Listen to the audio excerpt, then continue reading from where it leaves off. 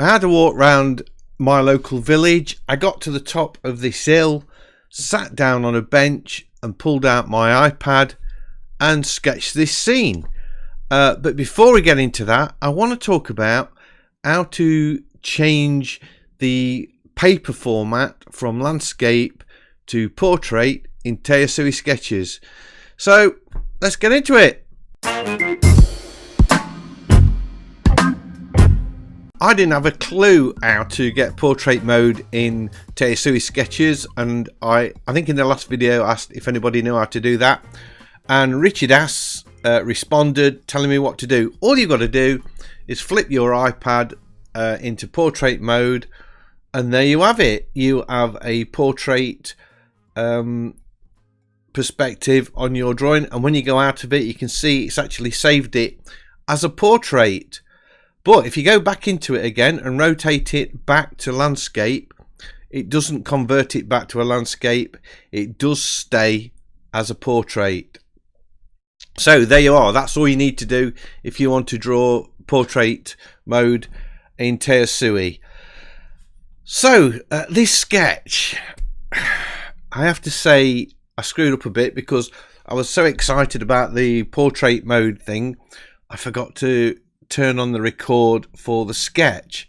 So unfortunately the first part of it I drew and didn't record, but this really is not so much about the pencil lines as about the shading, so I thought it's still worth doing, and I didn't want to do the old drawing again, so really sorry about that. But I think this is quite a nice drawing from the point of view. I was sat there, it was a nice sunny day, it was really chilled out on this bench at the top of the hill, did the sketch, and then I just started shading with the side of the pencil. I don't think, I have to say, using the Cintiq, I might get flame for this, but I think the Apple Pencil is better than the Cintiq at this shading game. I really do, and I just like the drawing in this. I love this app because you get this textured paper underneath, and as you start to sketch, not only do you get these lines, you get the nice soft texture going appearing, so it really does look like it's a traditional drawing. And also, if you haven't downloaded Tayasui, I do recommend it because it really is a nice experience. You get the sound effects of your pencil scraping over the paper. So I think if you had a screen protect on your iPad, you would forget you was drawing on an iPad. I think I don't use it. I like to work on the glass because I don't want anything to spoil the actual sharpness of that image, so I continue to draw on the glass, even though it does give me problems at times. And I'm just loving straight away how this shading is making this pencil sketch come to life. I wasn't tempted to use paints on this one at all. I just wanted it to be a pencil sketch with really dark darks and light lights. So I'm in the sort of middle ground now. You can see I'm just sort of working my way from right to left, and I think that is the habit of traditional drawing, because being left-handed, if I was to start at the left-hand side and start working across the paper, I would be smudging everything as I was going. So that's definitely something that I've developed throughout my life as an artist and sketching, where I will always sort of start, especially if I'm shading, starting from the right and working across to the left, and that way I'm not smudging anything at all. And you see artists put paper on top of the drawing and that, but I know it's digital and it doesn't matter because I can't smudge it unless, of course, I've got touch sensitivity switched on. but it's just an habit, and that feels so right for me. I wasn't scared about getting darks in here straight away. I knew what I wanted to be really dark and what wanted to be sort of mid-tones and what have you. So I just went straight in with the darks. It didn't really matter, even though I'm working on the white and I'm thinking, God, that's dark. I knew it was going to be okay in the end.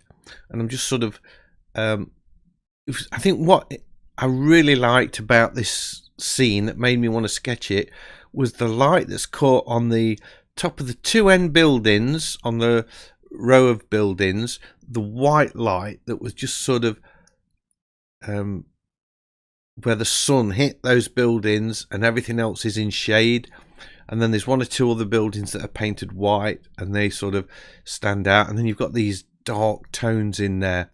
And that's what made me want to draw this. And obviously the dark colours on the chimney stacks, which I've sort of got a couple in, but I'm still working on that. So it really is a nice tonal drawing. And I like the diagonals of it. And it was cool to have a sit down after getting to the top of that hill, to be honest, as well. I've got a cup of tea. I think I'll just have a little sip.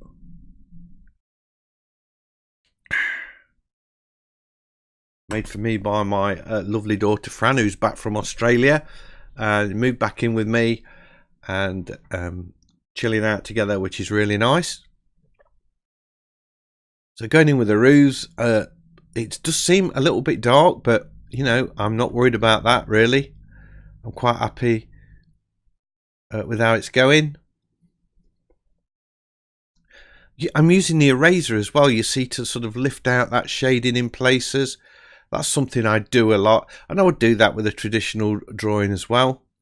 These cars that I've sketched in, I've just sort of drawn like a silhouette around them, and I'm going to shade them in pretty much. There's not going to be much left of them, just an indication that there are vehicles there. I could have left them out, but that would be unrepresentative of the scene, because to be honest, I don't think it's been years since I've seen this particular row of houses without cars parked out in front of them. Not less because there is obviously there's people that live there, but there's also it was a council office, but it's now a nursery, the first building on the left. So there's sort of people parking up there and dropping kids off and things all the time. So you can see I've just got these dark shadows in for those cars, and I think that works fine. I don't think I need any more detail than that to give the idea that they're cars. I think, well, to me, it's obvious they are. Some people might not think so. There we go. So the buildings that are sort of shaded in on the left hand side, they're sort of brick buildings, and the other ones are cement rendered and then painted. So that's why they're white, and one or two of them are shaded in. It's not that they're in shade, it is that they are brick. I did use the cut tool with this quite a lot to keep moving the sketch across, because I knew exactly what I wanted to draw. And when I started, I was a little bit towards the center of the canvas or paper, and I needed to move that, so I did use that quite a lot. This door on the left was not in full shade. It's quite well lit actually. I think it was because the row of houses on the right ended on the building you can see, so there was more sunlight hitting that, which worked really well with the sketch, because it meant that if I'd shaded that in really dark, I think it probably would have drawn your eye to it too much, and I wanted that to be a little bit lighter, but it actually was lighter, so that worked out quite well. Putting a few more shadows on there, sketching in a little bit of detail on that last building, putting a bit more detail on the roof, just darkening it up a little bit. using the eraser to lift out an highlight on that telegraph pole. And at this point, I'm thinking that the sketch is pretty much complete, and I'm just sort of going around putting final touches to it, and I'm really happy with how it's coming on. No temptation to get any colour out or anything like that. It was just a really, you know, I was just really happy with it being this sort of tonal pencil sketch. So there we are. At that point, I signed it and I thought that was it. And then I opened it up. I exported the image and looked at it on a big screen. I thought, it looks really, actually quite tatty around the edges. So I did go back into it again, and I'm just sort of sharpening up edges. And you can see I'm working on the right hand side now, just sort of putting that bush in with a little bit more detail. And I'm just going in, making edges of shapes a little bit sharper, just to refine the drawing a little bit. I know I'm normally like dead into things being really loose, but this time I just felt that it was too loose and I needed to tighten it up a little bit, something I rarely do, but in this case I really felt that that was needed. So I could have zoomed in so you could see the full screen, or zoomed out so you could see the full screen of this, but I felt it was better to zoom in a little bit so you could actually see me putting that detail in. And I'm sort of putting shadows around the cars. Sort of lost where I'm at now. Oh, there we are. Sort of middle of the drawing, still putting shadows around those cars and lifting out a few highlights. There we go. Just sort of tightening things up just a little bit, strengthening up the shadows here and there.